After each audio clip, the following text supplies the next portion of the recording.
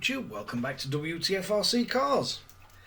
So we're going to have a look at these little reaction 2 batteries, and before we start this I'm going to show the internal resistance of it, and it's probably going to be a good video to show you how to determine if a battery is bad or if it's got a bad cell, because we've got 3 of these. 2 work alright and 1 has been dead from day 1, and Lossy did replace it. So full disclosure, I had no issues with them. Got in touch with model store I got it from, got them a screenshot of internal resistance, and basically it were not dead on arrival, but the first charge, the little USB charger, actually killed it. I don't believe they're any kind of intelligent charger, them USB, and my advice would be literally throw them in bin as soon as you get them. Even if you just buy one of the dirt cheap blue anodized ones off eBay or Amazon for like 20 quid, $20, it'll be a far better charger than the little USB one.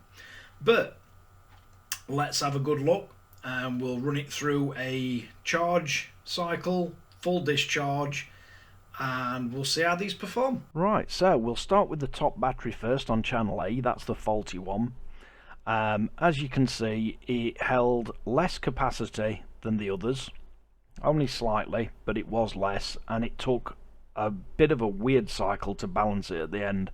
But the main difference is the charging at the beginning, where it took a good bit of time, probably over a minute, to bring the battery so it could accept a 1 amp charge rate.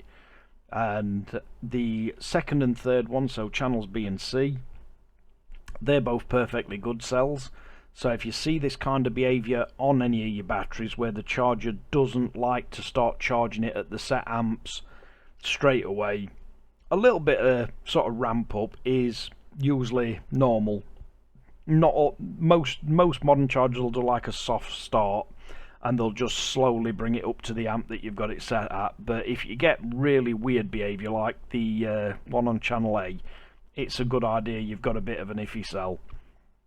Again, these are 650 milliamp hour rated. We only took them down to 3.3 volt per cell, and we've got channel B at 562, channel C at 594 milliamp hour, and then channel A at 544.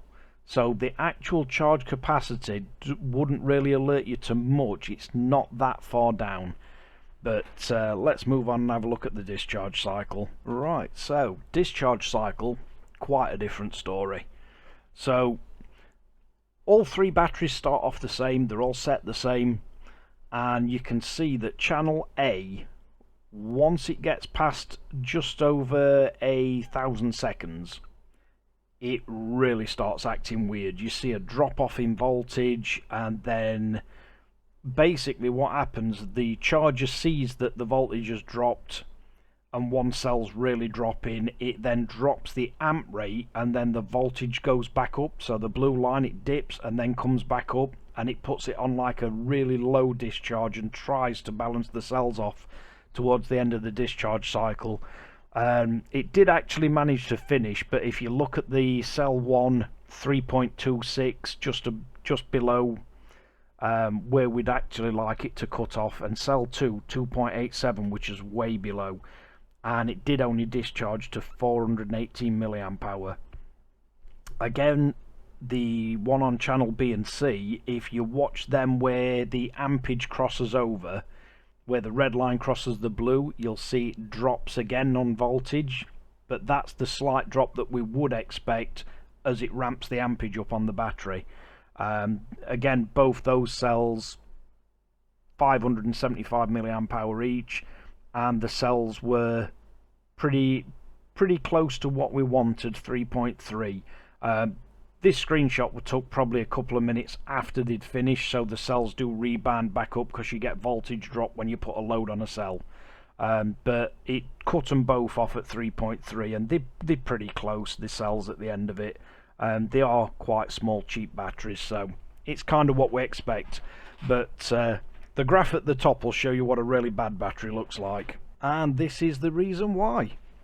So if we look at the actual batteries, so the one on channel A that's acting weird, misbehaving, you can see that cell 2 has a drastically higher internal resistance.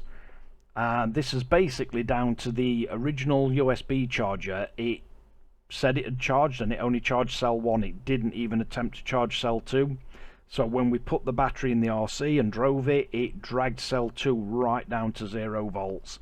And as soon as you hit 0 volt with a lipo, you start getting the little crystals develop and they puncture the insulator inside the battery and internal resistance goes up, and you get a dead lipo. Bit of a shame because cell 1 is the lowest resistance of any of the packs, so it may have been a good pack at one point.